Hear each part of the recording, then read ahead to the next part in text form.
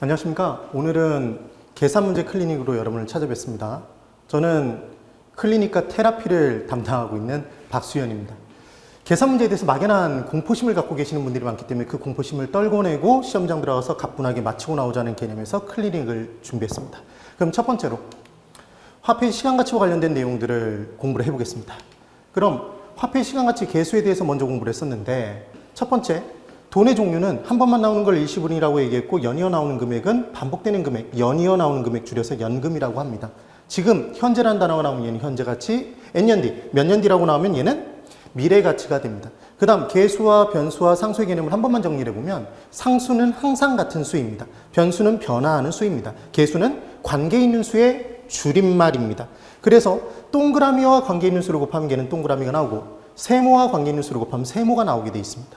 그 말은 일시불의 현재가치 계수를 곱하면 얘는 일시불의 현재가치가 나오는 거고, 연금의 현재가치 계수를 곱하면 얘는 연금의 현재가치가 나온다는 얘기입니다. 그래서 제일 중요한 포인트는 뭐냐면, 구하고자 하는 금액이 연금의 미래가치라면, 연금들을 다 모아서 미래 얼마일까요? 라면 그때 우리는 연금의 미래가치 계수를 곱해서 구해내면 된다는 겁니다. 근데 시험장 들어가면 연금의 미래가치 계수를 박수현이 얘기한 대로 찾아봤더니 죽어도 없더라는 겁니다. 그게 바로 뭡니까? 역수관계의 내용이 나오더라는 겁니다. 그래서 화폐의 시간가치 계수는 총 6개가 있는데, 그 6개를 현재가치 계수, 미래가치 계수 각각 3개씩 3, 4마다 이렇게 기억하시는 겁니다. 걔를 저는 죽음의 T라고 얘기를 하는데, 얘를 T를 딱 그려놓고 2개씩을 집어넣어주면 끝나는 겁니다. 그래서 일시불의 현재가치 계수와 일시불의 미래가치 계수, 이 둘은 역수였습니다. 근데 주의하실 건 일시불은 생략이 가능하더라는 겁니다. 그래서 그냥 현재가치 계수라고 얘기하면 얘는 일시불의 현재가치 계수구나. 그래서 일시불의 현재가치 계수와 일시불의 미래가치 계수가 역수라는 걸 현재가치 계수와 미래가치 계수가 역수라고 나와도 옳은 문장이 될 수 있다는 겁니다. 그 다음 연금의 현재가치 계수, 연금의 미래가치 계수, 저당상수, 감책임 계수가 있는데, 이때 연금끼리는 현재가치 내에서 역수, 미래가치 내에서 역수입니다. 절대로 섞어 쓸 수가 없습니다. 그럼 이제 우리는 저당상수와 감책임 계수와 상환기금 계수가 이게 현재가치와 관련된 내용인지 미래가치와 관련된 내용인지만 안 헷갈리고 구분할 수 있으면 되겠는데, 얘 구분하는 방법은 어떻게 구분하시면 되냐면, 미음이 들어있으면 얘는 미래가치 계수입니다. 그래서 감책기금 계수, 상환기금 계수가 됩니다. 근데 여기서 보시면 저담삼수가 아니기 때문에 저당상수는 연금 관련된 현재가치와 관련된 계수구나, 이렇게 기억을 해 두십시오. 그래서 시험 문제에 만약에 미래가치 계수에는 일시불의 미래가치 계수와 연금의 미래가치 계수와 저당상수가 있다 그러면 걔는 BX 이렇게 잡아내시면 된다는 얘기입니다. 그래서 중요한 건 절대로 이 죽음의 T는 넘어갈 수가 없다. 부동산 금융론에서 저당상수가 딱 쓰인 내용이 있다면 그때 또 다른 계수가 나올 수 있다면 걔는 딱 하나밖에 못 나옵니다. 걔는 뭐냐면 연금의 현재가치 계수입니다. 그럼 우리가 저당, 남의 돈을 빌렸으면 갚아나갑니다. 얘를 상환. 남은 돈을 잔금이라고 합니다. 상환 비율, 잔금 비율 계산할 때 우리는 계수를 사용합니다. 여러분 기억나시는 분들은 나실 겁니다. 그때 연금의 미래가치 계수, 감책임 계수 사용하지 않았습니다. 이미 저당상수가 사용된 내용이었으니까 뭉태기 금액 구할 때는 그것의 역수인 연금의 현재가치 계수가 나오더라는 겁니다. 그래서 연금의 현재가치 계수로 잔여기간 동안의 연금의 현재가치 계수, 걔를 연금의 현재가치 계수 전체 기간으로 나누면 그게 바로 잔금 비율이었다. 제가 말씀드린 포인트를 꼭 기억하셔야 됩니다. 그 다음 이제 제일 중요한 내용, 항상 처음 출발은 투자 원금, 원래 금액부터 출발하는 겁니다. 저하고 약속해 주시는 겁니다. 시작은 항상, 출발은 항상 현재입니다. 그래서 원래 금액을 줄여서 원금이라고 하는 겁니다. 그리고 처음 출발은 100%입니다. 100%는 1입니다. 여기서부터 출발합니다. 그리고 시간이 경과되면 뭐가 붙나 봤더니 이자가 이제 달라붙더라는 겁니다. 만약에 현재 1억과 1년 뒤 1억을 둘 중에 하나를 선택하라고 얘기하면 우리 1년 뒤 1억을 선택할 사람은 없습니다. 왜냐하면 현재 1억을 가지고 1년 동안 굴리면 이자가 달라붙으니까. 당연히 돈의 가치가 다르더라는 겁니다. 그래서 시간이 경과되면 이자가 달라붙는데, 우리는 얘를 어떻게 기억하냐면 돈이 R을 까는 것이 뭐라고 생각하면 된다? 이자라고 생각하시면 됩니다. 그래서 R% 그러면 걔는 이자율이 되는 겁니다. 그래야 미래 금액은 현재 100%의 원금에 뭐가 달라붙냐면 그 기간 중에 이자가 달라붙은 원리금이더라는 겁니다. 꼭 기억해 두십시오. 미래 금액은 원금이 아니라 원리금인 겁니다. 원금 플러스 이자. 그래서 이제 100%의 R%가 달라붙어서 얘는 100 몇 프로가 될 것이고, 만약 10%는 110%, 20%는 120% 이런 식으로. 그리고 얘는 만약에 20%면 1.2 이런 식으로 달라붙더라는 겁니다. 그리하여 이제 미래 가치를 구해보는데 이자율 10%로 1년 뒤 금액을 만들랍니다. 여러분 중요한 건 지금 미래 가치를 만들려고 했습니다. 이자율 10%로 1년 뒤 금액? 그럼 현재 금액부터 출발인 겁니다. 몇 프로부터? 100%부터 출발이라는 걸 꼭 기억해 두십시오. 원금부터. 그래서 이제 이 금액은 1년 뒤 금액이니까 얘는 한 번 된 금액이고 이자율이 10%니까 110%가 된 금액이 되더라는 겁니다. 현재 금액 100% 기준으로 10%가 달라붙으면 10%가 되는 게 아니라 110%가 되는 겁니다. 110% 몇 번? 1년 뒤니까 한 번. 그럼 얘는 1.1에 1승을 해주는 겁니다. 잘 보십시오. 이자율이 10%니까 110%인 겁니다.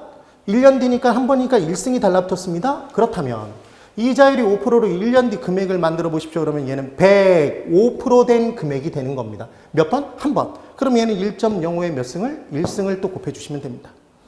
지금 뭐 하고 있냐면 현재 100%를 가지고 이자율을 붙여서 1년 뒤 금액, 2년 뒤 금액, 즉 미래 가치로 고치는 내용을 하고 있습니다. 이자를 더해서 원리금 만든 내용.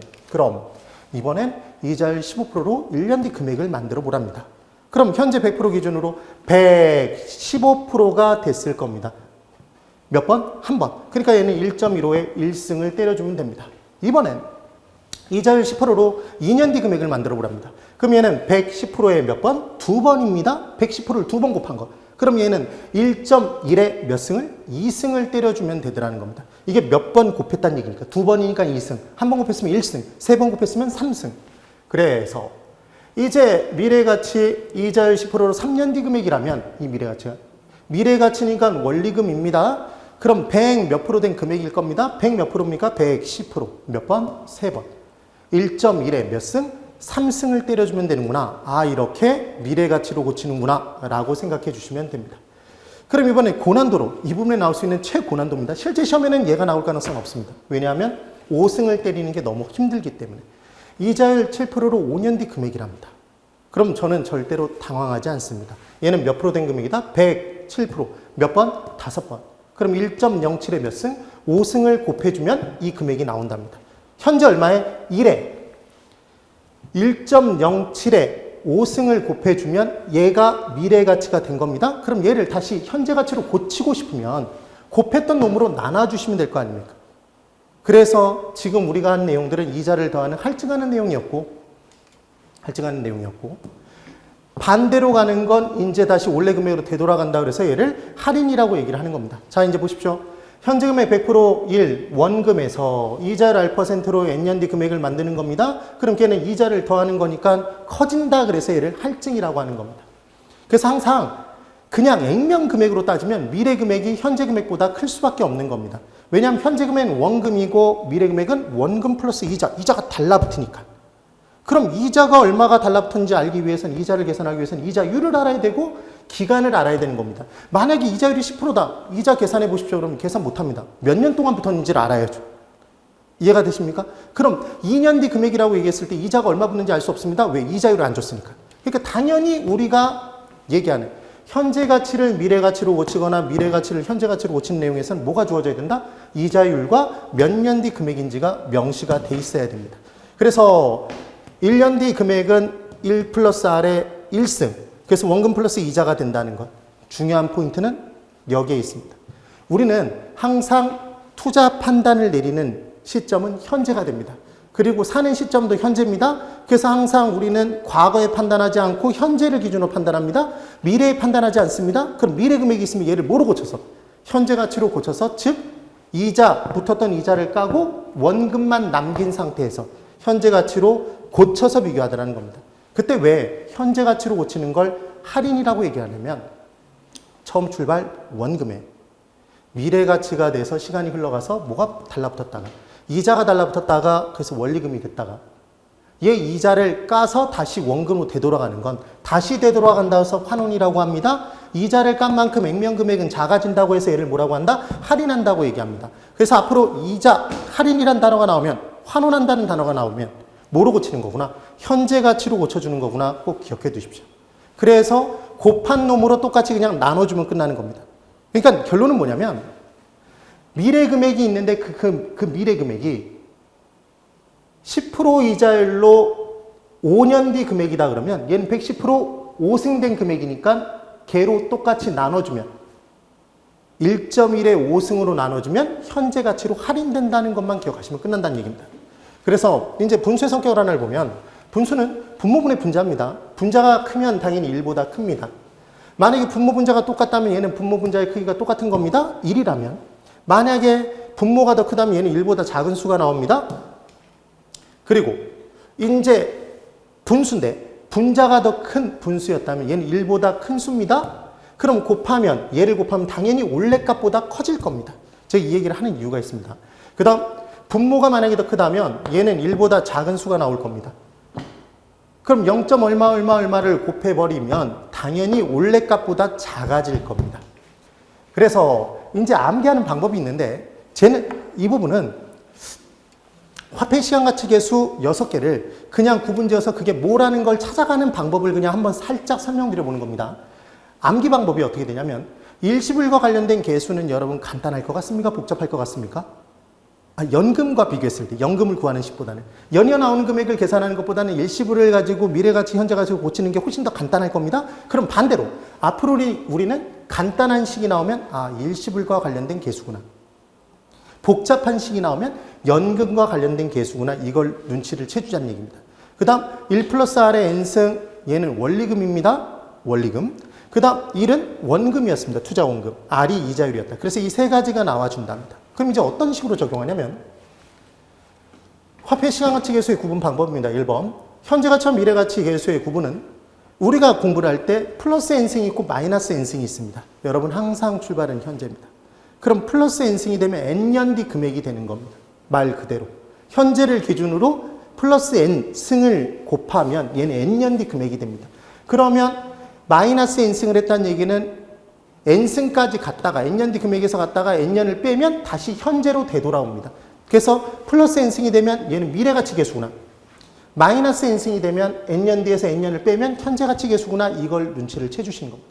그리고 일시불 관련 계수는 간단하고 연금 관련 계수는 복잡하구나. 3번에 합쳐진 금액을 구하는 계수와 쪼개진 금액을 구하는 계수의 구분은 합쳐진 금액을 구하는 계수는 원래 금액, 연금액이 있는데 거기다 무슨 수를 곱했더니 그 뒤에 금액은 그들을 다 쪼개진 금액들을 합쳐서 덩어리 금액이 나와준답니다. 그럼 걔는 당연히 1보다 큰 수여야 될 겁니다. 그 분수 자체가. 그러니까 분자에 큰 게 들어가야 될 거 아닙니까? 그래서 분자가 크면 1보다 큰 수로 곱하면 커지는 덩어리 금액을 만드는 계수구나 눈치를 채주시는 겁니다. 그리고 분모가 크면 1보다 작은 수로 얘를 곱하면 이제 쪼개집니다. 작아진다. 그래서 쪼개진 금액을 만드는 계수, 감채기금 계수나 저당상수구나 눈치를 채주시면 됩니다. 그리하여 이제 식의 구성을 보면 법칙이 있습니다. 1 플러스 R 원리금과 1 원금은 같이 돌아다닙니다. 함께 둘 사이는 항상 마이너스로 존재합니다. 그리고1 플러스 R의 앞에 연금 관련 계수인데 플러스가 있으면 얘는 플러스 N승이어야 됩니다. 그래서 플러스면 플러스, 그 다음 마이너스 1 플러스 R이라면 이때는 위에 올라갈 때 마이너스 N승이 붙어야 됩니다. 그러니까 무슨 말씀이냐면 여기가 마이너스인데 여기가 플러스 N승이면 이 식은 존재할 수 없는 식이라는 얘기입니다. 지금 암기하는 방법을 설명드리고 있습니다. 그 다음 R은 이자율이기 때문에 따로 존재합니다. 부호는 항상 플러스로 존재합니다. 마이너스 R이다 그러면 걔는 X가 됩니다. 항상 현재 금액을 중심으로 해서 이자율 R%를 더해서 원리금으로 돌아가는 겁니다. 가는 것이다. 그 다음 분수의 분모와 분자로 대입을 각각 해줍니다. 예를. 그래서 내용을 이제 비교해보면 제가 지금 설명드린 내용으로 구분해 보십시오. 아까 제가 원리금과 원금은 같이 다녀야 된다는 얘기를 했습니다. 원리금과 이자율은 같이 다닐 수 없습니다. 그러니까 얘는 X고 얘는 동그라미가 되는 겁니다. 근데 지금 보시면 이 부분에 플러스 N승이지 않습니까? 그러니까 얘는 플러스 N승인 겁니다. 그리고 얘는 1 플러스 R의 마이너스 N승인데 얘는 있을 수 있는 식입니다. 원금, 원리금. 둘 사이는 항상 마이너스. 근데 여기 앞에 마이너스면 여기는 마이너스 N승이 된다고 얘기했던 거. 포인트입니다. 그 다음 얘는 이자율과 원리금이 같이 다니까 얘는 있을 수 없는 식이다. 이자율 앞에 마이너스 없습니다. 이자율 앞에는 플러스입니다. 얘는 있을 수 있다. 그 다음 얘는 원리금과 원금이니까 있을 수 있습니다. 그런데 여기 플러스 N승이니까 여기 플러스 N승이어야 됩니다. 마이너스 N승이니까 있을 수 없는 식이다. 그럼 얘는 1 원금과 1 플러스 R 얘는 원리금입니다. 있을 수 있는데 여기 마이너스일 때 여기 플러스 N승이니까 X 얘는 마이너스 N승이어야 됩니다. 그럼 얘를 가지고 종합을 해보면 이렇게 됩니다. 1 플러스 R의 N승이라고 나와주면 지금 첫 번째 플러스 N승입니까 여러분?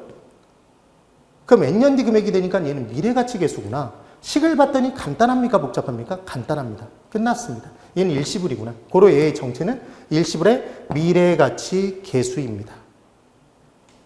그런데 이번엔 1 플러스 R의 마이너스 N승이랍니다. 아, 마이너스 N승이구나. N승을 빼면 현재로 돌아가는구나. 아, 현재가치 계수. 간단하구나, 일시불. 일시불의 현재가치 계수입니다. 이번엔 식이 딱 이렇게 떴습니다. 그럼 얘는 플러스 N승이니까 미래가치 계수구나. 복잡하니까, 지금 식 복잡합니다. 연금과 관련된 내용이구나.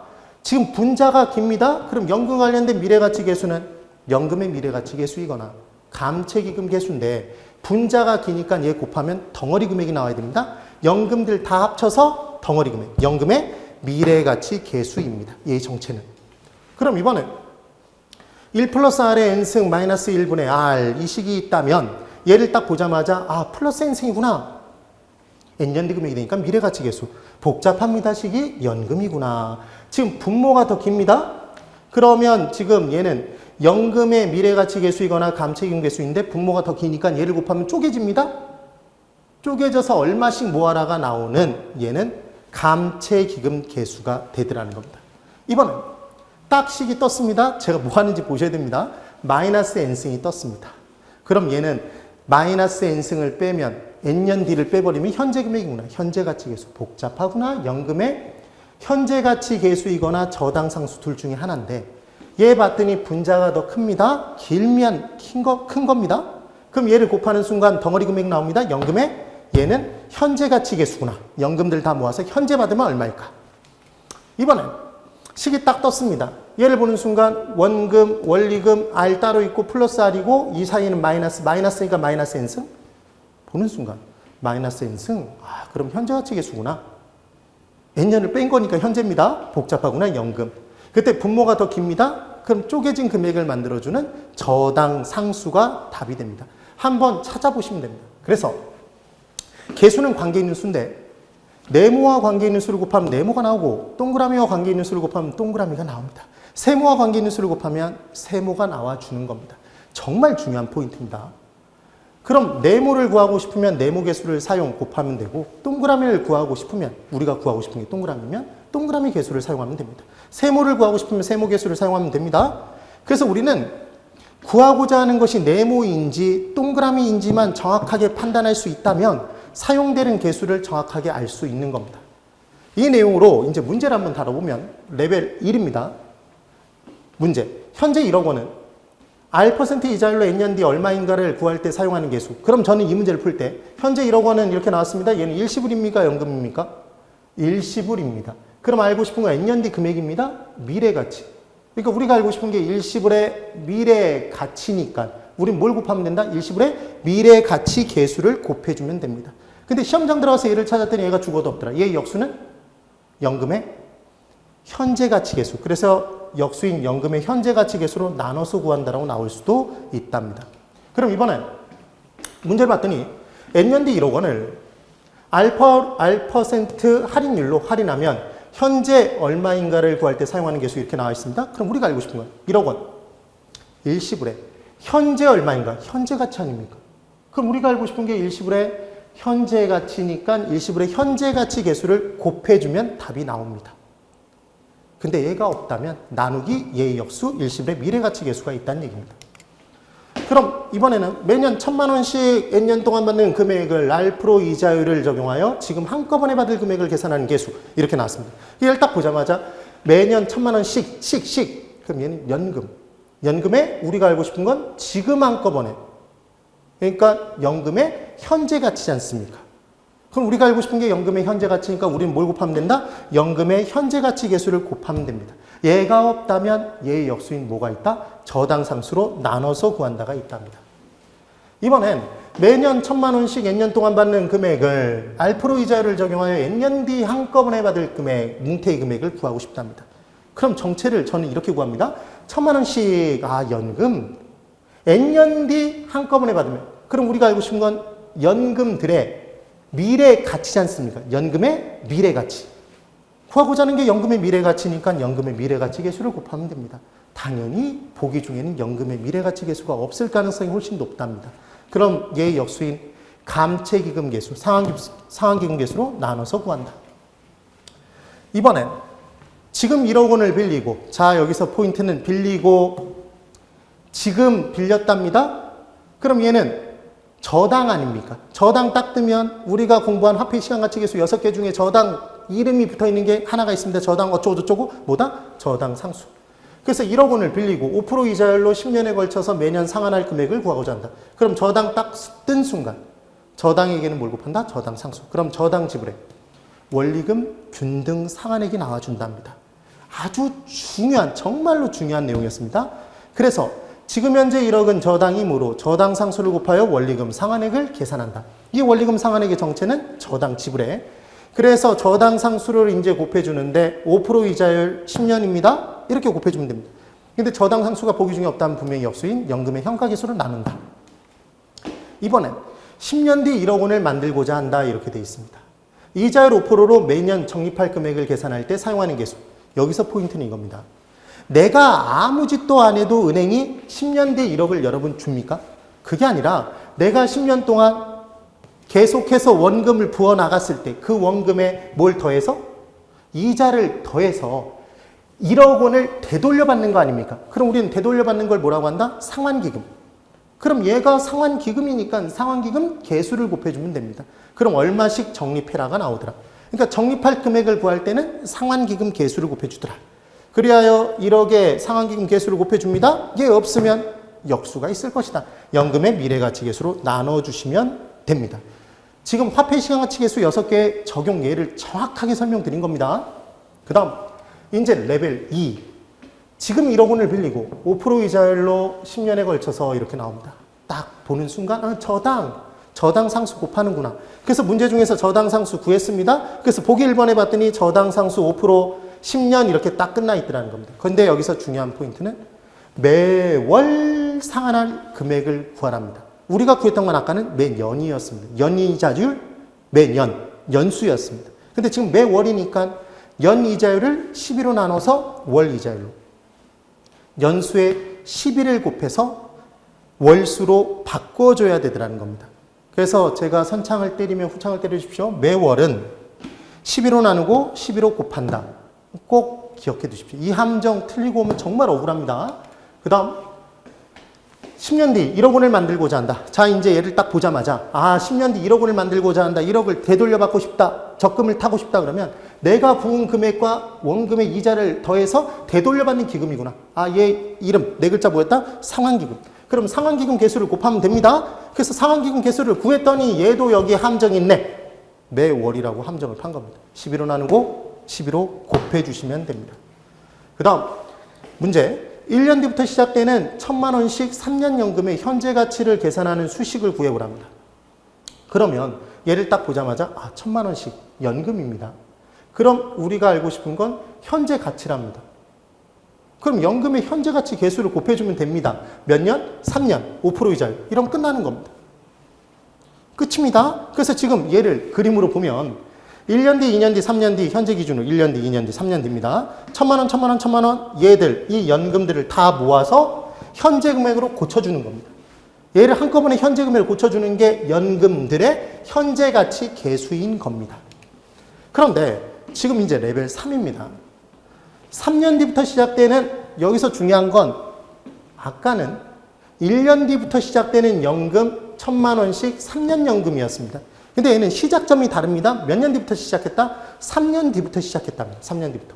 그러면 이제 중요한 건 1,000만 원 곱하기 연금의 현재 가치 계수 3년을 곱하면 얘는 1년 뒤부터 시작된 연금의 흐름이었습니다. 그럼 곱하면 바로 현재 가치가 되는 게 맞는데 얘는 3년 뒤부터 시작된 연금의 흐름입니다. 지금 보시는 것처럼 1,000만 원, 1,000만 원, 1,000만 원. 그럼 얘들의 연금의 현가 계수 3년 5% 이자를 곱하면 얘는 바로 전년이 됩니다. 그럼 3년 뒤에 바로 전년은 2년 뒤입니다. 2년 뒤 일시불이겠네. 그럼 얘는 아직까지도 미래 가치인 겁니다, 여러분. 그러니까 얘를 일시불의 현재 가치 계수를 한번 또 곱해줘야 얘가 현재 가치가 된답니다. 고로 무슨 말씀을 드린 거냐면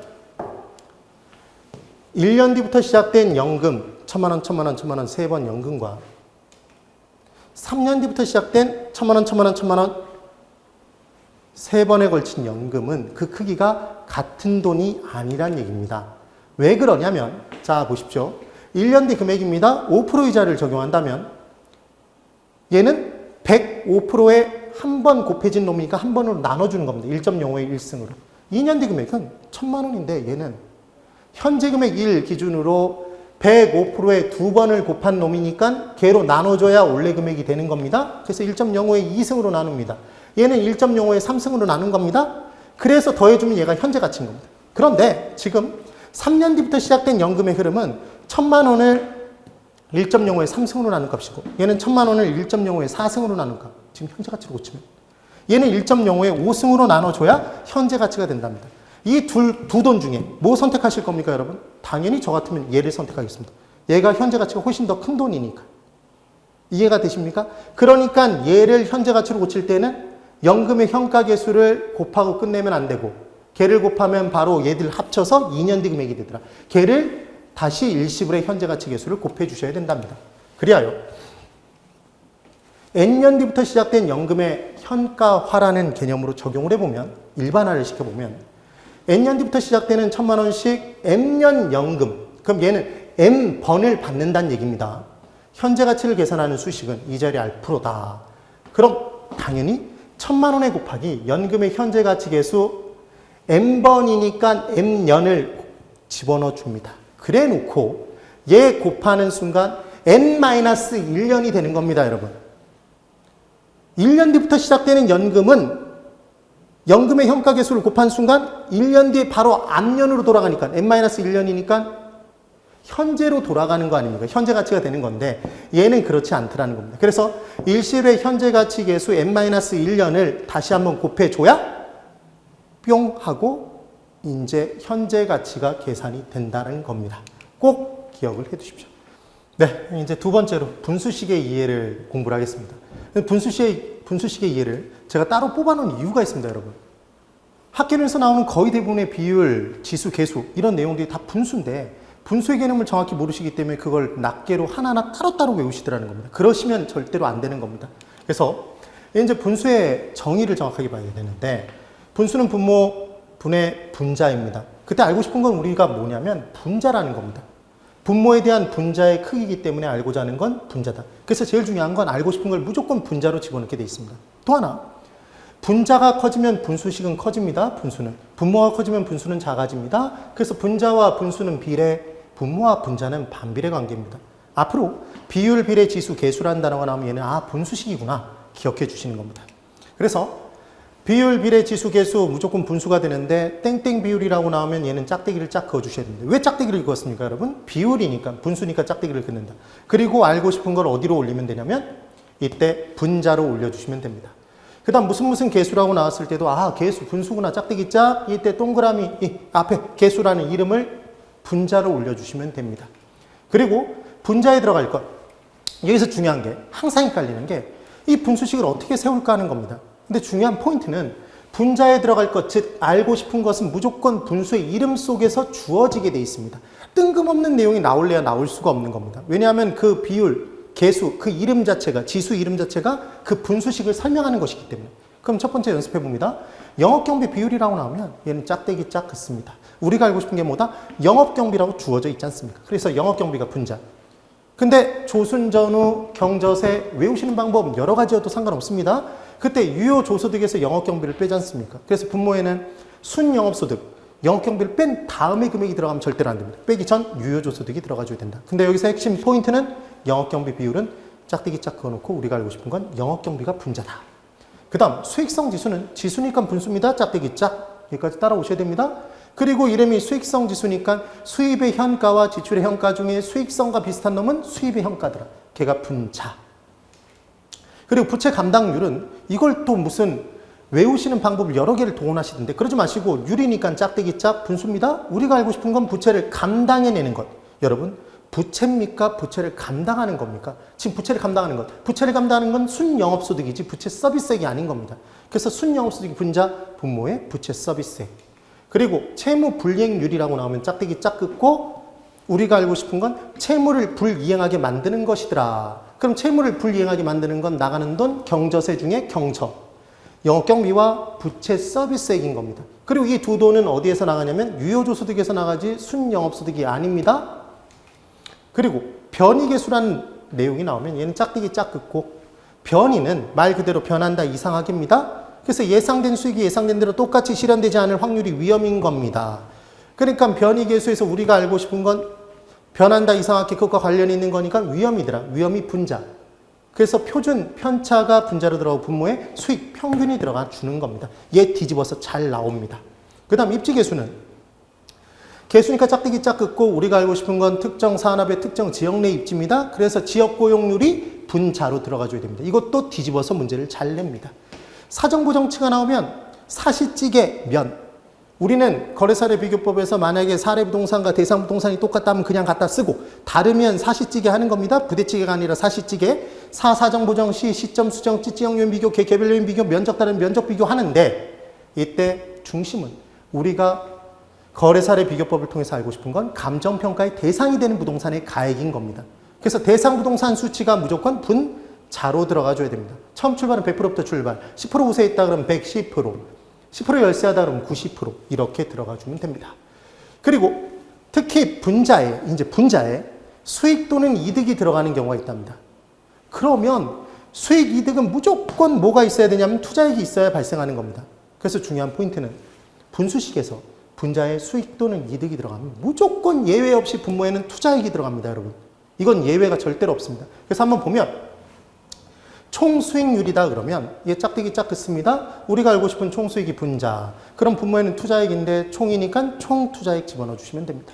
지분수익률은 짝대기 짝 긋고 우리가 알고 싶은 건 지분수익입니다. 지분수익 분자, 분모에는 투자액인데 자, 수익 또는 이득이 분자로 들어가면 무조건 분모는 투자액입니다. 위아래 일치시켜 주시면 됩니다. 지분수익이니까 얘는 지분투자액. 지분수익, 내 돈의 수익은 전체 돈의 수익 총수익에서 소득이득 플러스 자본이득 이따가 소자라고 공부를 해보실 겁니다. 거기서 이자 수익을 빼면 되더라. 소자, 이자 이렇게 기억하면 지분수익 되실 수 있습니다. 그 다음 세전수익률은 짝대기 짝 긋고 세전수익이 분자, 분모인 투자액인데 이따 공부하시겠지만 조순, 총리 그래서 조순은 총투자액과 연결, 전후는 지분투자액과 연결. 그래서 얘가 지분투자액입니다. 총투자액이라고 함정팔 수 있습니다. 주의하실 건 세전수익률이 지분 배당률이더라는 겁니다. 지분투자자의 요구수익률. 지분투자자는 지분에 대한 배당을 요구한다. 그래서 지읒지읒 이렇게 기억하시는 겁니다. 뭐라고 함정파냐면 지분 배당률은 세후 수익률이다 이렇게 함정을 팔 수가 있답니다. 그럼 잡아내 주셔야 되는 겁니다. 그 다음 세후 수익률은 짝대기 짝 긋고 세후 수익이 분자, 분모에는 투자액인데 전후는 지분투자액과 연결된다. 소득이득률 짝대기 짝 긋고 우리가 알고 싶은 소득이득이 분자, 분모에는 투자액. 자본이득률 짝대기 짝 긋고 자본이득이 분자, 분모에는 투자액. 지금 뭐 하고 있는지 아셔야 됩니다.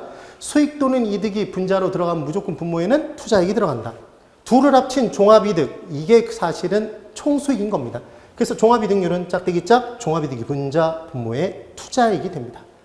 그래서 분수식의 개념을 정확하게 기억해 주시고 세 번째 탄력성 관련 내용을 들어가시는데 탄력성 관련 내용의 문제가 나왔을 때 분명히 쉬운 문제임에도 불구하고 단순한 곱하기인데 그래서 이 문제를 간단하게 풀면 되는데 역시 공포심 때문에 아예 풀지도 못하고 넘어가시는 부분들이 너무 많답니다. 정확하게 그 공포심을 저하고 같이 고쳐보자입니다. 떨궈내보자. 떨쳐내보는 겁니다. 우리가 여기서 사용하는 건 딱 이 내용 하나입니다. 대각선으로 서로 곱한 것은 같답니다. 그래서 A분의 B는 C분의 D라면 계산을 할 때 대각선 서로 곱한 것은 같답니다. 그래서 A 곱하기 D는 B 곱하기 C가 됩니다. A, B, C, D 4개 중 3개를 주면 나머지 하나는 당연히 계산이 가능하셔야 됩니다. 그 다음 대각선으로 서로 곱한 것은 값은 같다기 때문에 10분의 x는 1분의 2라면 대각선 서로 곱한 것은 같습니다. 그래서 이 둘은 바꿔줄 수 있으니까 x 곱하기 1은 10 곱하기 2, x는 20이 나옵니다. 정말 어마어마하게 당연한 얘기를 지금 제가 하고 있는 겁니다. 이게 사실은 전부입니다. 그래서 굉장히 복잡하게 수식이 나오지만 우리는 딱 어떤 탄력성이라고 주어졌을 때 그 탄력성에서 식을 바로 뽑아내야 됩니다. 그게 절대 공식입니다. 그래서 수요의 가격 탄력성 관련 문제가 나오면 여기서 세 가지 관계를 뽑아내셔야 됩니다. 그래서 절대 공식을 보시면 얘 가격 뽑아내십니다. 가격 곱하기 가격 탄력성 들어갑니다. 걔를 곱하면 얘 수요지 않습니까? 그래서 수요량. 이게 무슨 말씀을 드리는 거냐면 앞으로 수요의 가격 탄력성 문제가 나오면 가격의 가격 탄력성을 곱하면 수요량이 나오는구나. 이 식만 딱 적어놓고 문제를 풀자입니다.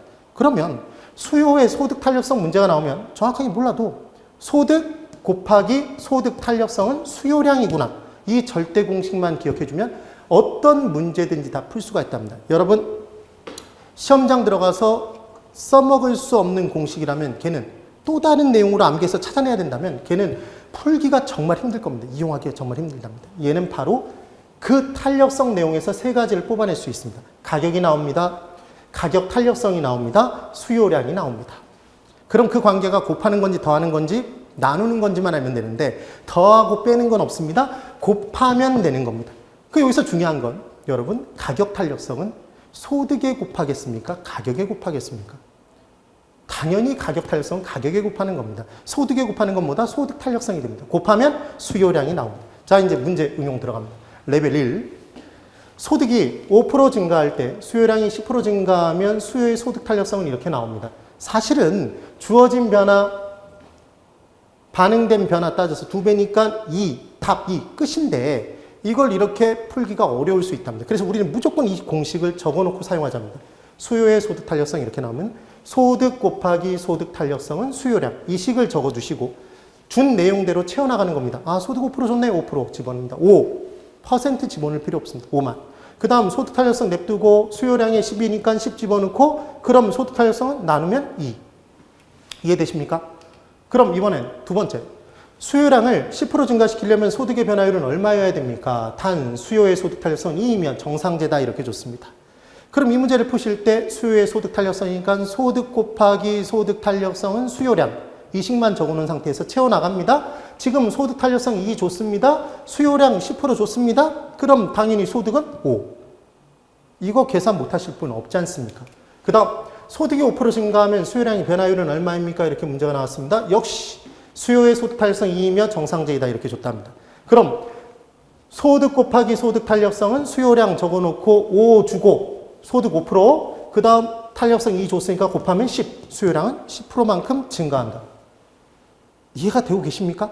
무조건 이 식만 적어둘 수 있으면 다 풀립니다. 그래서 저는 이 내용을 절대 공식이라고 합니다.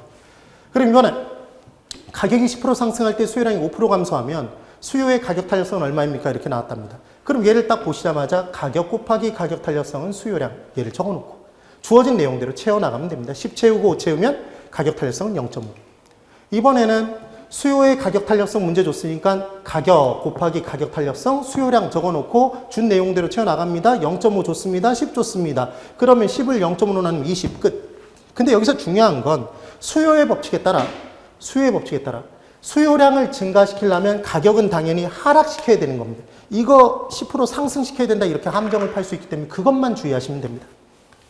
그 다음 이제 또 한 번 가격이 10% 상승하면 수요량의 변화율 이렇게 좋습니다. 근데 이 문제 푸실 때 무조건 얘부터 절대 공식을 만들어 놓고 푸시는 겁니다. 가격 곱하기 가격 탄력성은 수요량. 그럼 준 내용대로 채우면 10. 그 다음 0.5 채우면 얘는 5. 끝. 수요량은 5%. 그럼 5% 감소했는지 증가했는지 알아보는 방법은 이 문제 푸실 때는 무조건 수요의 가격 탄력성은 가격 올라가면 수요량은 감소구나 이걸 먼저 생각해 놓고 푸시는 겁니다. 그래야 안 헷갈리십니다. 꼭 정리해 두십시오. 그 다음 이제 레벨 2. 수요의 가격 탄력성이 0.5이고 수요의 소득 탄력성이 2일 때 두 개를 줬습니다. 여러분. 두 개 나오면 이제 헷갈리기 시작합니다. 가격이 10% 상승하고 소득이 5% 증가하면 수요량의 변화율은 얼마입니까? 이렇게 나왔습니다. 최종적인 수요량의 변화율. 그럼 이 문제를 풀 때도 헷갈려하지 마시고 그냥 똑같은 절대 공식을 적어 주십시오. 그럼 가격 곱하기 가격 탄력성은 수요량입니다. 그 다음 소득 곱하기 소득 탄력성은 수요량입니다. 여기서 뽑아내는 겁니다. 소득 곱하기 소득 탄력성은 수요량. 적어놓은 상태에서 준 내용들을 집어넣으면 가격 10%. 그 다음 지금 가격 탄력성 0.5 집어넣으면 얘는 5입니다. 근데 제가 마이너스 5라고 적었습니다. 마이너스 5라고 적은 이유는 뭡니까? 가격이 지금 올라갔다. 그럼 수요량은 내려가는구나. 여기 마이너스 붙이는 겁니다. 그리고 각각 채우면 소득 5, 소득 탄력성 2니까 수요량은 10% 증가합니다. 그럼 마이너스 5%. 가격의 변화에 따라 가격이 상승함에 따라 수요량이 5%만큼 감소. 소득 증가에 따라 수요량이 10% 증가했다면 이 둘을 합쳐서 최종적인 수요량의 변화는 당연히 5%만큼이 되는 겁니다. 지금 이 내용입니다. 그 다음 이제 수요의 가격 탄력성이 이제 여러분들이 가장 어려워하는 문제로 갑니다. 수요의 가격 탄력성이 0.5이고 수요의 소득 탄력성은 2일 때 가격이 10% 상승했음에도 불구하고, 여기 왜 상승했음에도 불구하고라는 표현을 쓰냐면 가격이 10% 상승하면 수요량은 감소합니다. 근데 최종적인 수요량이 5% 증가로 끝났답니다. 그 말은 소득의 변화로 이때 수요량이 증가해서 전체적인 증가가 나타났다는 얘기입니다. 그럼 이 문제를 풀 때 역시 절대 공식을 집어넣어 주십니다. 가격 곱하기 가격 탄력성 수요량, 소득 곱하기 소득 탄력성 수요량, 각각 내용에 집어넣습니다. 가격하고 가격 탄력성 다 좋습니다. 가격 10%, 10. 그 다음 가격 탄력성 0.5. 그럼 얘는 5%입니다. 5% 증가 감소다. 5% 얘 감소입니다. 이게 5% 감소다. 5%만큼 감소가 됩니다. 근데 최종적으로 5% 증가로 끝났다면 얘는 수요량이 소득 변화에 따라 10% 증가했다는 얘기 아닙니까? 그럼 얘를 채워주면 끝나는 겁니다. 나누면 소득은 5% 증가. 그래서 지금 절대 공식만 이렇게 세워주실 수 있으면 대입시켜서 나온 것을 가지고 수요량이 얼마만큼 변했는지 알고 소득 변화에 따라 그리고 걔를 소득 탄력성으로 나눠주면 이 식에서 그냥 10% 2, 그럼 소득은 5, 얘를 잡아내 주실 수 있다는 얘기입니다. 그리하여 내용을 꼭 정리해 두시고 한 가지 포인트는 열심히 탄력성 부분의 내용을 공부했는데 변화량으로 주는 경우가 있답니다. 원래값과 변화 후의 값. 그럼 우리는 그 둘을 가지고 변화율을 구해줘야 됩니다. 그래서 율분의 율이라는 얘기를 합니다. 양분의 양이 아니라. 그럼 변화율은 똑같습니다. 비율이니까 짝대기 짝, 우리가 알고 싶은 건 변화량. 별다른 얘기가 없으면 원래값 위에 올려주시면 됩니다. 이게 원래값을 기준으로 한 변화율. 이번에는 변화율을 구하라고 얘기했습니다. 그럼 짝대기 짝 긋고 우리가 알고 싶은 변화량을 분자로. 분모의 중간점 또는 중간값이라고 나올 수 있답니다. 그럼 얘는 원래값과 변화 후의 값을 둘을 더해서 2로 나눈 중간값을 집어넣어 줍니다. 얘를 사용하는 이유는 사실은 처음 출발점이 원래값부터 출발하느냐 변화 후의 값으로 출발하느냐에 따라서 탄력성은 달라집니다. 변화율 자체가. 그걸 달라지는 걸 막기 위해 중간값을 사용하기도 하는데, 그리고 한 번 기출이 됐지만 이 부분은 그냥 이런 게 있다라고 기억해 두시는 겁니다. 그러면 가격의 변화율은 짝대기 짝 긋고 가격의 변화량을 원래값과 변화 후의 값을 비교해서 분자로 집어넣고 원래 가격을 그냥 어디로 올리면 된다. 분모로 내려주시면 얘가 가격의 변화율이 됩니다. 그럼 수요량의 변화율은 짝대기 짝 긋고 수요량의 변화량을 분자로 올리고 원래 수요량을 분모로 내려주면, 그러니까 원래 수요량 위에다가 짝대기 짝 긋고 변화량을 올려주시면 바로 수요량의 변화율이 된답니다. 그럼 문제에서 가격이 100원에서 150원으로 상승하자 수요량이 200개에서 100개로 감소하였다. 이때 수요의 가격 탄력성은 얼마입니까? 이렇게 문제가 나왔답니다. 그럼 이 문제를 풀 때 먼저 뭘 구해주냐면 수요의 가격 탄력성은 짝대기 짝 긋고 우리가 알고 싶은 수요량의 변화율의 분자, 분모에는 가격의 변화율. 우리가 알았던 식입니다. 근데 이 부분에서 그냥 들어가면 안 되고 율을 구해줘야 되는구나. 그럼 수요량의 변화율은 구할 때 이렇게 구해주시는 겁니다. 원래 값이 있으면 여기 위에다 짝대기 짝. 얘 변화된 건 200개에서 100개가 됐으니까 마이너스 100개 아닙니까? 그럼 마이너스 50%가 될 겁니다. 마이너스 50%. 이해가 되십니까? 그럼 이번에는 가격의 변화율을 따진다 그러면 원래 값 위에 짝대기 짝 긋고 변화량이 플러스 50입니다. 얘를 올려주면 100분의 50이니까 50% 증가. 이렇게 구해준다는 얘기입니다. 이게 아까 제가 설명드렸던 내용. 그래서 플러스 50%로 마이너스 50%를 나누면 얘는 마이너스 1인데 수요의 가격 탄력성은 가격과 수요량이 반비례라는 수요의 법칙에 따라 항상 마이너스니까 변화된 정도를 보기 위해 절대값을 씌워서 1이라고 표현한다. 여러분 양양이었습니까? 율율이었습니까? 율율이었다는 거 주의를 해두십시오. 그 다음 네 번째, 저당 대부액의 계산이 나옵니다. 이 부분도 역시 굉장히 헷갈려 하시는 부분 중에 하나인데, 이 부분 문제를 푸실 때 자산 기준 또는 가치 기준, 그리고 소득 기준, 총부채 상환율을 사용하는 개념, 그리고 현금 흐름 기준 세 가지 내용으로 각각 구해서 가장 적은 값을 구하는 것. 그게 저당 대부의 계산의 끝입니다. 이 부분도 정확하게 공식을 기억해 놓고 문제대로 풀자는 공식대로. 그래서 저당 대부액 계산 첫 번째 자산가치 기준입니다.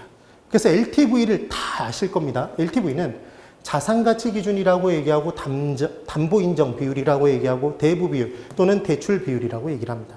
그래서 LTV를 봤더니 LTV는 짝대기 짝 긋고 우리가 알고 싶은 론이 분자로 들어가고 이때 2가 짝대기 짝입니다. 비율. 그 다음 V, value가 분모로 들어가 줍니다. 그래서 이 식을 변형하면 얘는 1분의 LTV가 되고 대각선 서로 곱한 것은 같다가 되니까 제가 원하는 문제를 풀 때 절대적으로 적용하는 절대 공식이 튀어나오는 겁니다. 그래서 앞으로 LTV가 딱 나오면 LTV에는 V를 곱하는 겁니다. V는 value, 가치. 이것만 좀 기억을 해 주십시오. 그럼 LTV에 V를 곱하면 얘는 나머지 L이 나오는 겁니다. 론. 되십니까? 이게 절대 공식입니다. 그 다음 이제 저당 대부액 계산 소득 기준 부분에서는 DTI를 공부해 보셨을 겁니다. 소득 기준이다. 소득 대비 부채 비율이다. 총부채 상환 비율이다. 이게 중요한 단어인데 이제 DTI는 똑같습니다. 뎁트를 딱 적고 D를 적고 to 짝대기 짝 I 인컴을 이제 적어줬답니다. 그래서 얘를 변형시켜 보면 1분의 DTI 이렇게 곱하면 또 식이 절대 공식이 나오는데 DTI가 딱 뜨면 이제 눈치가 빠르신 분은 뭔가 아셨을 겁니다. 우리는 그 공식 하나가 나왔을 때 어떤 기준이 나오면 그 놈에서 바로 뭘 뽑아야 해요? 그것에서 바로 공식을 뽑아내실 수 있어야 됩니다. 그래서 DTI에는 뭘 곱한다? I를 곱합니다. DTI에는 I를 곱해줍니다. 그럼 뭐가 나온다? D가 나온답니다. 근데 주의하실 건 이 D가 뎁트, 총부채 상환액이지 저당 대부액, 론이 아니란 얘기입니다. 그리하여 소득 기준을 주게 되면 항상 반드시 꼭 뭘 따라서 줘야 되냐면 이때 총부채 상환액은 기존 대출 상환액이 없으면 바로 저당 지불액이 되는데 얘는 저당 지불액인데 우리가 구하는 건 저당 대부액이니까 반드시 저당 상수가 주어질 수밖에 없답니다. 그래서 이제 외우면 LTV 관련 내용이 나오면 LTV가 떴다. 그럼 우리는 여기에다가 무조건 뭘 곱해줘야 되냐면 V, value를 곱해주셔야 됩니다. LTV에는 V 곱해주십니다. 그럼 L이 나오는 겁니다. 그 다음 DTI가 딱 떴다 그러면 DTI에는 I를 곱해주십니다. 그럼 뭐가 남는다? D가 나온다는 얘기입니다. 근데 D는 저당 지불액으로 저당 대부액이 아니니까 저당 대부액을 구하기 위해서는 저당 상수로 나눠서 구해주셔야 된답니다. 그래서 여기서 또 절대 공식 하나가 나오는데 우리 원리금 균등 상환 방식에서 원리금 균등 상환액 구할 때 저당 상수가 맞는 키지 않습니까? 원리금 균등 상환 방식 문제가 나왔는데 저당 상수가 안 나왔다면 그 문제는 존재할 수가 없습니다. 물론 그때는 저당 상수의 역수인 연금의 현가 계수라도 분명히 줄 겁니다. 그럼 그걸로 나눠주셔야 됩니다. 그럼 절대 공식은 저당에 저당을 곱하면 저당이 나온다라고 기억해 주십시오. 저당 대부액에 곱하기 저당 상수, 저당 지불액. 저당 지불액은 원리금이었다. 그래서 저당 상수를 주거라 찾았는데 없으면 연금의 현가 계수가 있을 것이고 걔로 나눠서 구하십니다. 그리하여 저당 지불액을 가지고 저당 대부액, 론을 구할 때에는 무조건 저당 상수가 문제 주어지고 걔로 나눠준다. 그래서 저당 상수는 보통 0.1로 줘서 자릿수 하나를 높여주는 걸 많이 풀어보셨을 겁니다. 자, 다시 꼭 기억하십니다. 기준 부분에서 LTV가 나오면 V 곱하면 L이 나옵니다. 이게 저당 대부의 끝입니다. 그런데 DTI에서 DTI I 곱하면 D가 나오는 데에는 론이 아닌 겁니다. 저당 상수로 나눠서 구하더라. 그리고 현금 흐름 기준에서 문제가 나올 수도 있습니다. 여러분, 부채 감당률, 아까 기억했던 식입니다. 부채 감당률은 짝대기 짝, 우리가 알고 싶은 건 부채를 감당하는 순영업소득, 걔가 분자. 그럼 분모에는 부채 서비스액이 들어간다. 그럼 아까 식을 변형했던 내용으로 보면 1분의 부채 감당률, 대각선 서로 곱한 것은 같다. 그렇단 얘기는 부채 감당률, 절대 공식입니다. 부채 감당률에 부채 서비스액을 곱하면, 부채입니다. 부채 감당률에 부채 서비스액을 곱하면 얘는 순영업소득이 됩니다. 부채를 감당하는 건 순영업소득이니까. 얘가 튀어나온다는 걸 기억해 두십시오. 근데 이 부채 서비스액이 바로 저당 지불액이지 않습니까? 그리하여 현금 흐름 기준 문제가 나오면 순영업소득이 5천만 원인 상업용 건물이 있다. 부채 감당률이 1.2일 때 이런 식으로 문제를 준답니다. 그럼 나눠주면 부채 서비스액이 바로 튀어나오게 돼 있고 부채 서비스액이 저당 지불액이므로 이 문제도 반드시 뭘 준다? 저당 상수를. 나눠주시면 저당액이 튀어나온답니다. 그래서 레벨 1 문제를 봅니다. 이제 LTV가 70% 떴습니다. 자산가치가 5억, 소득이 7천만 원, LTV 기준에 의한 대출 가능 금액은 얼마입니까? 이렇게 문제가 떴답니다. 그러면 얘를 보자마자 저게 소득에 곱하는 건지 저게 자산에 곱하는 건지 헷갈립니다. 자산가치라고 나오면 얘는 밸류입니까, 여러분? 이 부분까지는 기억하십시오. 인컴은 들어오는 겁니다. 그게 소득 아닙니까? 그래서 소득이 나오면 아, 인컴이구나. 이 정도를 기억해 두십시오. 그럼 LTV 딱 떴으니까 V에는 뭘 곱한다? V를 곱해줘요. LTV에는 V 곱합니다. 자, 기억하는 의식의 흐름은 LTV면 V에 곱해주십니다. 그럼 L이 나오는 겁니다. 그럼 딱 곱하자마자 70%의 5억을 곱하면 7 곱하기 5는 3억 5천이 딱 튀어나와 버리는 겁니다. 얘는 더 이상 할 필요가 없습니다. 지금 저당 상수가 나올 필요가 없는 겁니다. 그 다음 두 번째. 이번엔 레벨 2 응용이 된 부분이 좀 나온답니다. LTV는 70%, 주택가치 5억, 소득이 7천만 원. 지금 LTV 기준에 의하랍니다. 그럼 LTV에다가 V 곱합니다. 5억 곱하면 3억 5천입니다. 그런데 3억 5천을 답을 쿡 찔르려고 봤더니 보기 중에 분명히 3억 5천이 있는데 여기에 단 뭐라고 했다? 기존 주택담보대출액이 1억 원이 있답니다. 그럼 그만큼 못 받을 거 아닙니까? 걔를 뺀. 그래서 3억 5천에서 1억을 뺀 2억 5천이 답이 됩니다. 이번에는 DTI가 60% 자산가치 5억, 또 자산가치를 안 주면 좋을 텐데 헷갈리게 줍니다. 소득이 7천만 원, 저당상수 0.1, 저당상수 왜 줬을지 생각해 보는 겁니다. 아, 막판에 얘로 나누는구나. 꼭 기억해 두십시오. DTI 기준에 의한다 그러면 DTI에는 I를 곱합니다. 인컴을 60%에 7천만 원 곱하면 4,200만 원. 지금 기존 대출 금액에 상환액이 없습니다. 그럼 이 4,200만 원이 바로 저당 지불액. 그래서 얘를 4,200만 원을 저당 기존 대출 금액이 없으니까 이 둘이 같아서 저당 지불액이니까 4,200만 원을 얼마로 저당 상수로 나눠주면 걔가 바로 답이더라는 겁니다. 그래서 우리 외웠던 절대 공식 하나 더. 저당 대부액에 저당 상수를 곱하면 저당 지불액이 나온다. 원리금 균등사항 방식에서 죽어라고 외우신 식입니다, 실은. 그러면 저당 지불액 4,200, 저당 상수 0.1이면 당연히 저당 대부액은 4억 2천만 원 이렇게 나와집니다. 이번엔 DTI 관련해서 문제가 또 나왔습니다. DTI 기준이랍니다. 그럼 DTI 기준이면 DTI의 인컴 I를 곱합니다. 그럼 4,200만 원인데 4,200만 원을 저당 상수로 바로 나눴더니 걔가 분명히 보기 중에 4억 2천만 원 있을 텐데 걔를 찍으면 안 된다는 얘기입니다. 지금 뭐가 있다? 기존 사업자금 대출액이 연간 1,200만 원 부채 상환이 되고 있답니다. 그러면 나온 4,200만 원 총부채 상환액에서 기존 상환액 1,200만 원을 빼야 그게 저당 지불액이 되는 거 아닙니까? 그럼 4,200에 1,200을 빼면 3천만 원만큼이 저당 지불액이니까 3천만 원을 얼마로 0.1로 나누면 3억이 정답이 되는 겁니다. 그럼 이번엔 자산 기준, 소득 기준 공부했으니까 이번엔 현금 흐름 기준. 상업용 부동산에 대한 대출 기준. 부채 감당률이 1.2랍니다. 아, 식이 떠올라야 됩니다.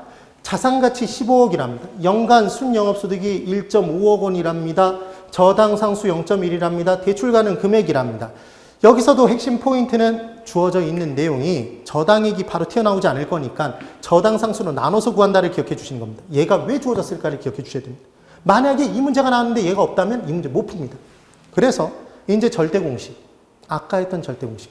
부채 감당률에 뭘 곱하면? 부채 서비스액을 곱하면 부채를 감당하는 놈이 뭐가 나온다? 순영업소득이 나온다. 그럼 주어져 있는 내용들을 채우십시오. 1.2, 1.5억. 그럼 1.5를 1.2로 나누면 1.25가 나옵니다. 그럼 얘는 1억 2,500만 원.